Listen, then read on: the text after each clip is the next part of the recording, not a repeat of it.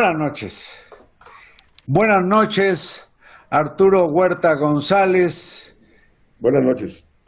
Doctor en Economía, lo presenté aquí en el Asalto a la Razón anoche, recordarán ustedes. Buenas noches a la audiencia. Y caray, Arturo, pues sorpresivamente, el propio impulsor de la iniciativa de ley que cambiaría las reglas del juego del Banco de México, Ricardo Monreal, pues retiró ya, o más bien le puso puntos suspensivos a lo que debiera ocurrir en la Cámara de Diputados, que se suponía hoy iba a debatir y se temía aprobar de manera express eso que parece ser un atentado contra el Banco de México. ¿A qué atribuyes lo que me parece una tardanza que debiera avergonzarlos? Sí, efectivamente, yo creo que estaban esperando la reacción del sector financiero con respecto a esta iniciativa de que el Banco Central compre el excedente de dólares en efectivo que no pueden ser colocados por los bancos comerciales en sus correspondientes contrapartes en Estados Unidos, corresponsalías. Y la cuestión es que efectivamente se pronunciaron en contra, diciendo que esto iba a dar pie al lavado de dinero y que pondría en jaque a la misma institución del Banco Central, en el sentido de que está prohibido por las instituciones financieras internacionales que los bancos centrales incrementen sus reservas internacionales a partir del lavado de dinero. Y entonces, bueno, y de hecho, al que le tocaba vigilar toda esta cuestión de lavado de dinero, pues esa es la Unidad de Inteligencia Financiera, que el día de ayer se pronunció dicho titular en el sentido de que había que discutir con más detalle esta iniciativa. Y lo sorprendente, como tú acabas de decir, es de que el secretario de Hacienda del país, los pocos minutos que el senador Monreal mandó un Twitter diciendo de que se iba a formar una comisión de las dos entidades legislativas, fue cuando dijo, no, pues sí, es una buena decisión porque hay que tener una discusión técnica y profunda y que no se había considerado los impactos de dicha iniciativa.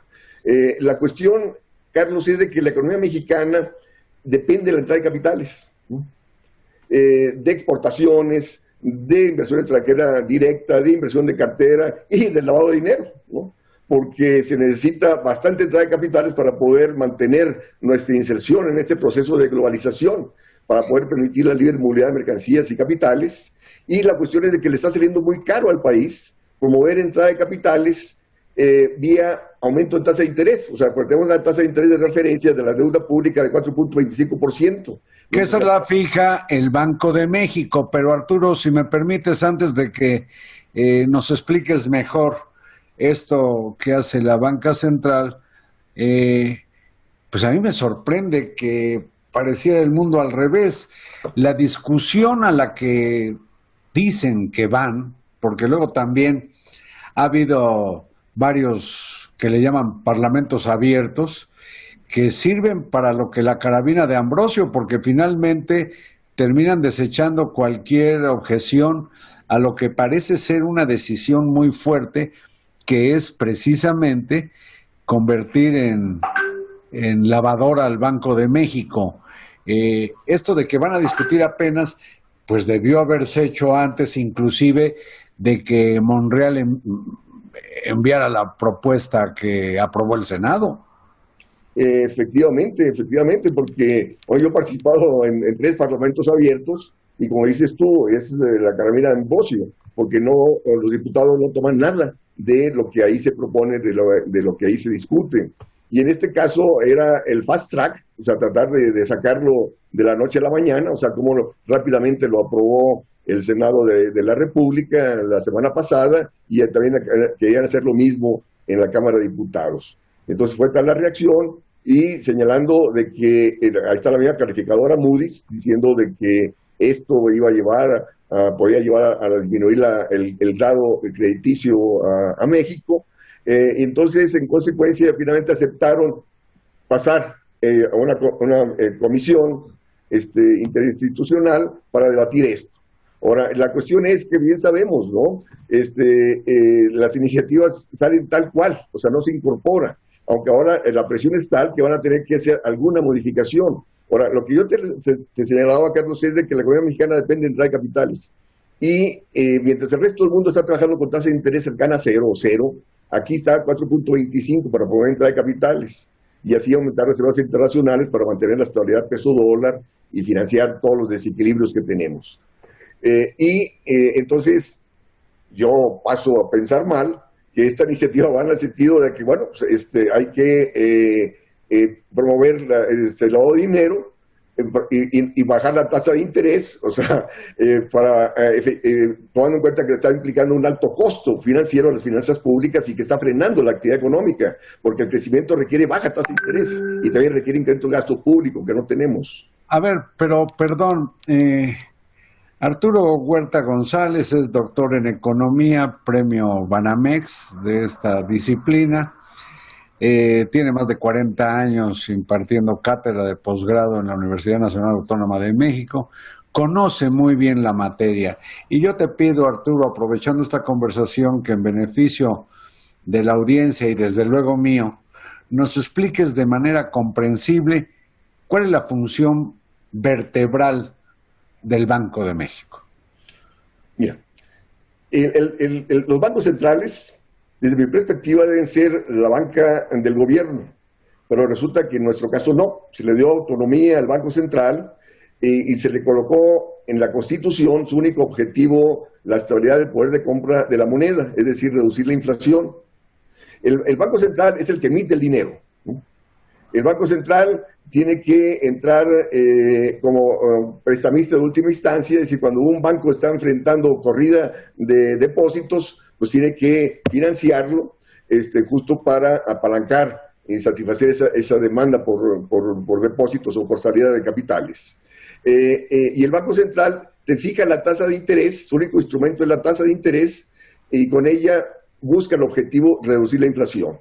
Entonces, se ha reducido la inflación en nuestro país con una tasa de interés alta, por arriba de la tasa de interés internacional.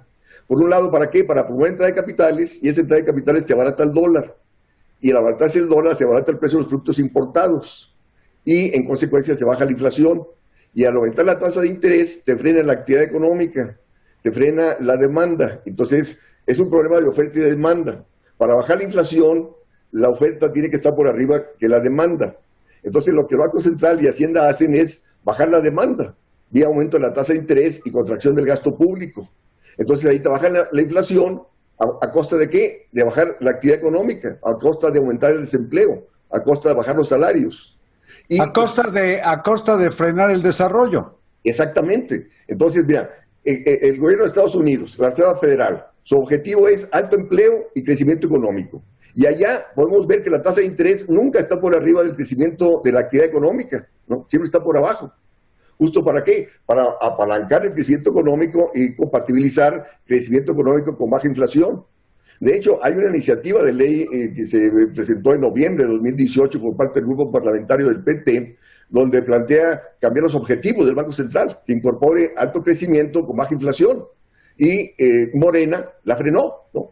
¿Por qué? Porque para poder compatibilizar, para poder incrementar la oferta y así bajar la inflación, tienes que bajar la tasa de interés y tienes que incrementar el gasto público.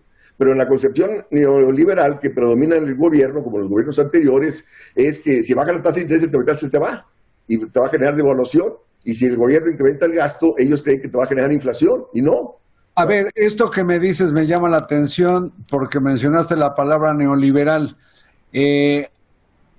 La propuesta esta aprobada por el Senado esencialmente es una propuesta de ley neoliberal.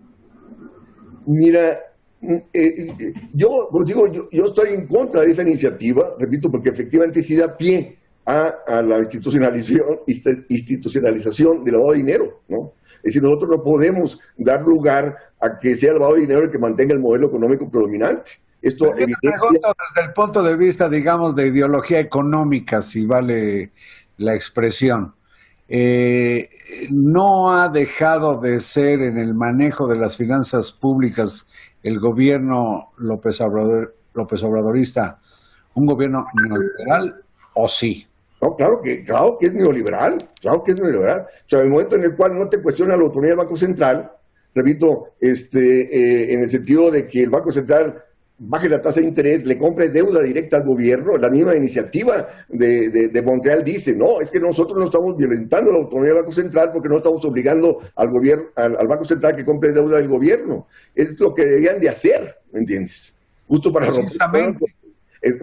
romper con el modelo neoliberal y el gobierno tenga los recursos suficientes para apoyar a las empresas, para evitar el quiebre de empresas, para evitar el mayor desempleo y sobre todo, Carlos, para frenar la pandemia, ¿no?